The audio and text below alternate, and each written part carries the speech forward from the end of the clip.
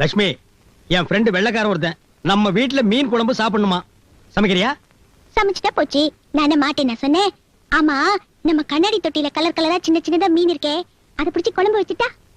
ஏய், என்னது? அதெல்லாம் அழகுக்காக வளர்க்கறது, கொன்னுடாத. மீன் எல்லாம் அழகுக்காக வளர்ப்பாங்க, நம்ம ஊர்ல எந்த மீன் கிடைச்சாலும் திங்கிறதுக்கு தான். ஏய், சொல்றதை செய். பெரிய மீனா வாங்கிட்டு வந்து கட் பண்ணி குழம்பு வை. மத்தியானம் நம்ம வீட்டுக்கு சாப்பிட வர்றானே வெள்ளக்கார ஃப்ரெண்டு, அவனோட தாத்தா அந்த காலத்துல மெட்ராஸ்ல இருந்து தமிழ்நாட்டு மீன் குழம்பு சாப்பிட்டவரு. இப்ப பேரனும் சாப்பிடணும்னு ஆசைப்படுறான். சரி, போன வாசன் கிட்ட கொடு. Hello sir.